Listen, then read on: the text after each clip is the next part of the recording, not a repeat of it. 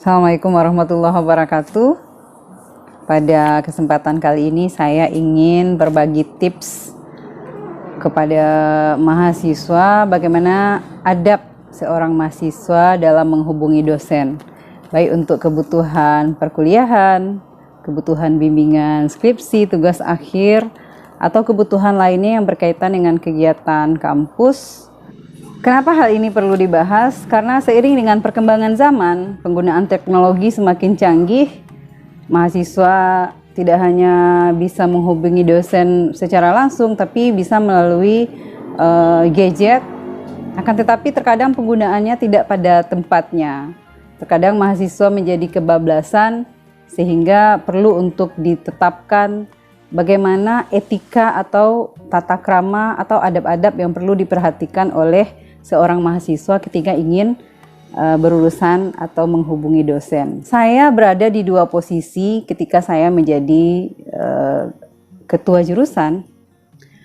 Sering mahasiswa datang ke jurusan, kemudian mengadukan permasalahannya. Ibu, kenapa WA saya tidak pernah dibalas? Kenapa saya belum bisa mulai bimbingan dengan dosen pembimbing? WA saya hanya dibaca saja.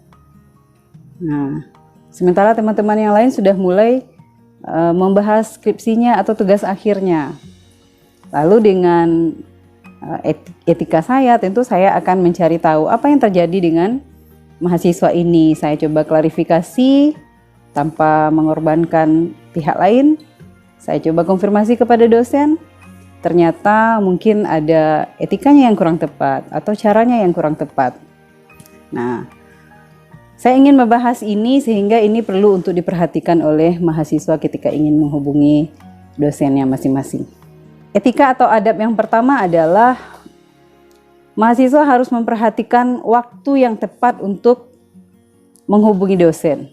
Karena dosen juga adalah manusia biasa, mereka punya kegiatan lain, mereka juga punya tanggung jawab lain, maka perhatikan kapan waktu yang tepat untuk menghubungi dosen. Kenali tipe dosennya masing-masing. Ada dosen yang boleh dihubungi di waktu di luar jam kerja, di hari libur misalnya, atau jam-jam tertentu. Tapi ada dosen yang formal sekali yang menghubunginya hanya bisa di jam-jam kerja tertentu saja. Ini perlu untuk dikenali oleh mahasiswa sehingga bimbingannya nanti lancar.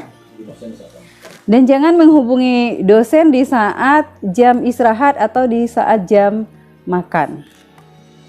Atau di saat waktu sholat. Ini mahasiswa harus perhatikan jam-jam ini. Jadi cari timing yang tepat sehingga komunikasinya bisa berjalan dengan lancar. Itu yang pertama. Yang kedua, awali dengan kalimat salam atau sapaan. Kalau perlu dengan kalimat doa. Ini akan menjadi poin plus bagi dosen ketika saudara menghubunginya. Misalnya, Assalamualaikum Ibu atau Bapak, mudah-mudahan Bapak Ibu dalam keadaan sehat walafiat. Ini kan doa. Insya Allah tentu doa akan dikabulkan oleh Allah. Ini jadi poin plus. Berikutnya, perkenalkan diri terlebih dahulu. Ini penting ya, karena ada mahasiswa yang menghubungi dosennya tanpa tahu identitasnya siapa. Jadi perkenalkan diri dulu, Assalamualaikum. Kemudian perkenalkan saya si A dari Prodi A. Harus diperkenalkan diri terlebih dahulu. Kemudian mulai kalimat dengan permohonan maaf.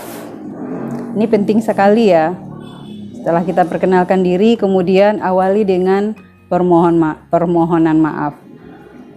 Mohon maaf kepada orang yang akan kita hubungi. Mohon maaf mengganggu waktu Bapak Ibu. Mohon maaf mengganggu aktivitas Bapak Ibu. Nah, kemudian berikutnya adalah sampaikan niat kita secara tepat. Jangan bertele-tele, jangan kalimatnya terlalu panjang padahal intinya hanya sedikit. Ini perlu untuk diperhatikan.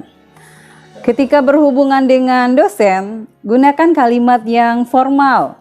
Jangan menggunakan kalimat-kalimat yang sedang tren atau kalimat-kalimat yang tidak familiar atau kata-kata gaul gitu ya. Kenapa? Karena ada beberapa orang dosen mungkin yang tidak senang dengan kalimat-kalimat bahasa-bahasa prokem yang mungkin familiarnya di kalangan milenial saja. Nah, ini tolong untuk diperhatikan. Dan singkatan-singkatan yang mungkin pembaca pesan Anda itu tidak dipahami.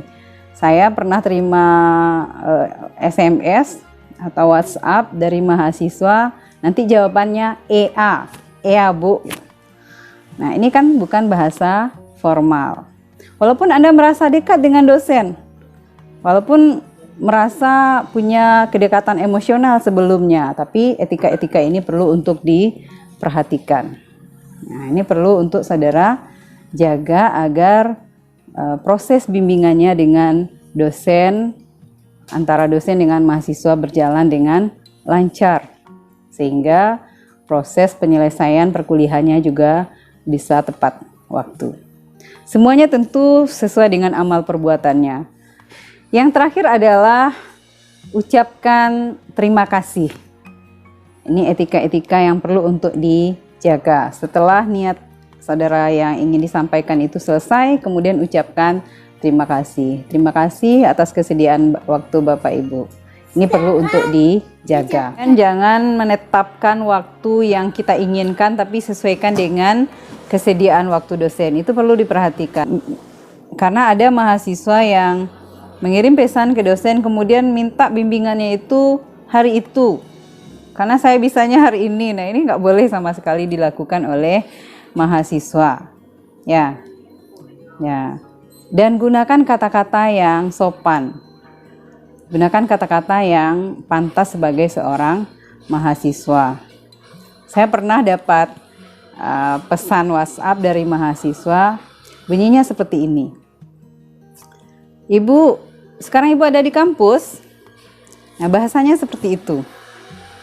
Nah, kira-kira bahasa ini pantas atau tidak? Jadi, perhatikan kata-kata yang akan digunakan sehingga di mata dosen itu kalimat yang pantas, sehingga responnya juga sesuai dengan harapan mahasiswa. Semoga saudara beruntung dalam mendapatkan dosen pembimbing sesuai dengan harapannya.